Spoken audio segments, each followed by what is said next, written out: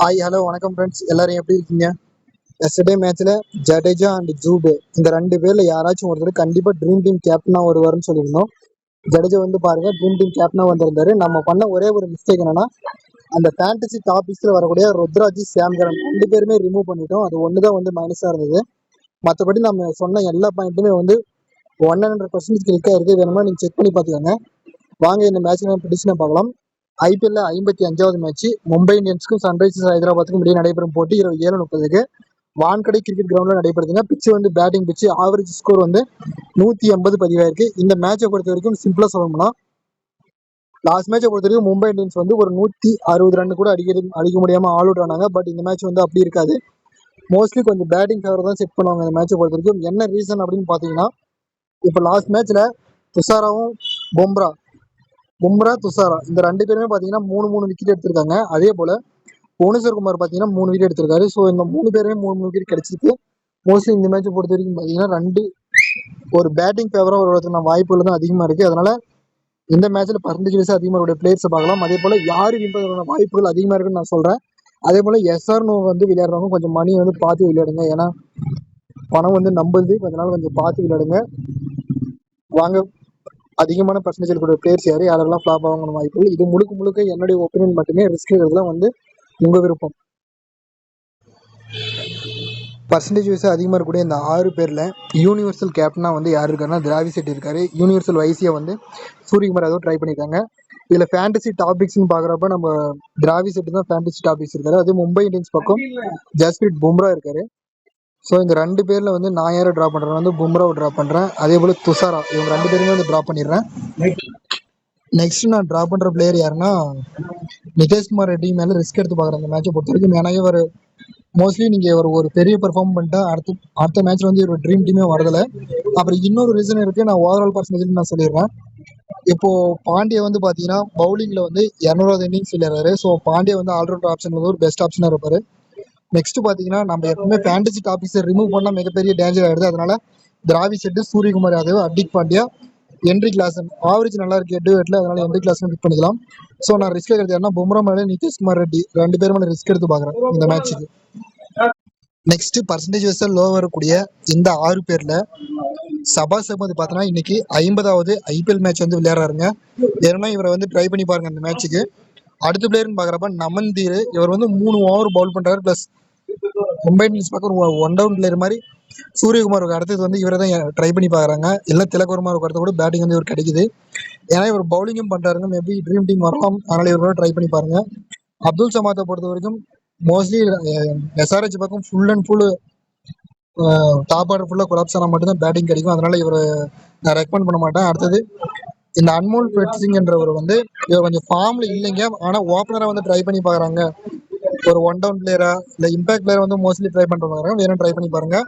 You சாவ்லை பொறுத்த வரைக்கும் ஒரு விக்கெட் அதிகபட்சம் அவ்வளவுதான். ஏன்னா லாஸ்ட் சீசன் பர்ஃபார்ம் பண்ண பிளேயர்ல இந்த சீசன்ல பெரும்பாலும் பர்ஃபார்ம் வரல. அதனால ஒரு விக்கெட் வீதம் கிடைக்கலாம். உங்களுக்கு வேணும்னா எடுத்துக்கோங்க, அவ்வளவுதான்.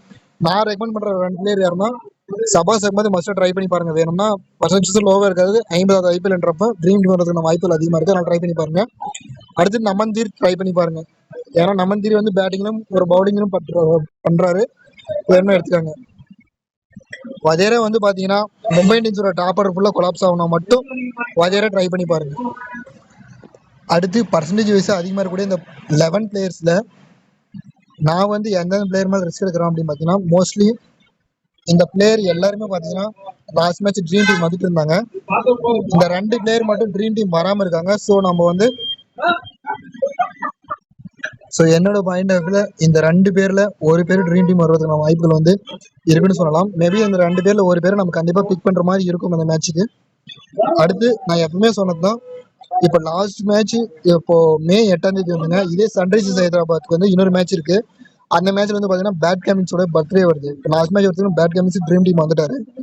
நடராஜனை பொறுத்த வரைக்கும் பர்பிள் கேப்ல வந்து இருக்காரு. 15 விக்கெட் பக்கம் எடுத்திருக்காரு. மேபி ஒரு 1 or 2 வீக்ஸ் கிடைக்கலாம். ஏன்னா டெத்லையும் பவுல் பண்றாங்க. நடராஜன் வந்து பிக் பண்ணிக்காங்க.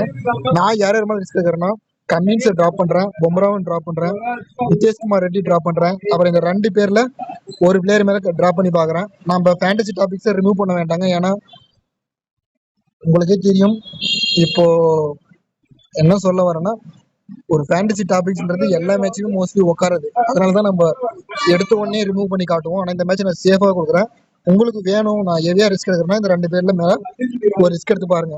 ஆனால் ஆவரேஜை பொறுத்த வரைக்கும் எல்லாருக்குமே வந்து ஹெட் டு ஹெட் ஆவரேஜ்ன்றது நல்லா இருக்கு. ஹெட் டு ஹெட்லேயே மோஸ்ட்லி ஒரு 30 பக்கம் வச்சிருக்காங்க. ஆவரேஜ் பொறுத்த வரைக்கும் நல்லா இருக்கு. நான் ரிஸ்க் எடுக்கணும் அப்படின்னு நினைக்கிறவங்க மட்டும் இந்த 2 பிளேயர்ல யாருன்னா ஒரு பிளேயர் ரிஸ்க் எடுத்து பாருங்க.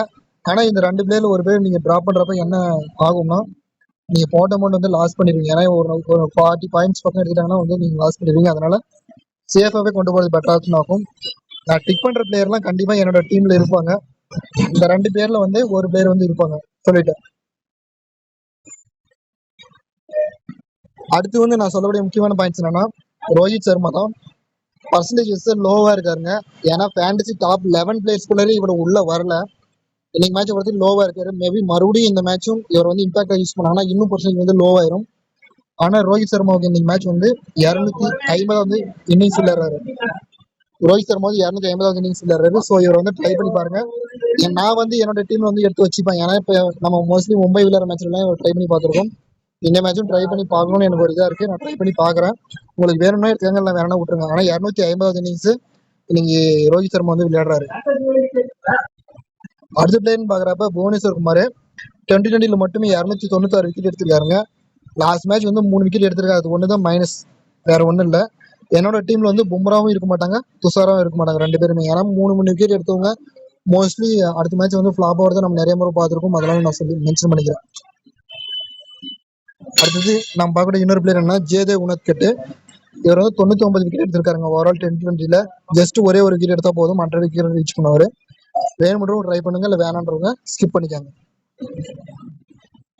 அடுத்த பிளேயர்னு பாக்குறப்ப நிதேஷ் குமார் ரெட்டியை ட்ராப் பண்றவங்க அந்த டீம்ல மார்க்கஸ் ஜான்சனை ட்ரை பண்ணி பாருங்க.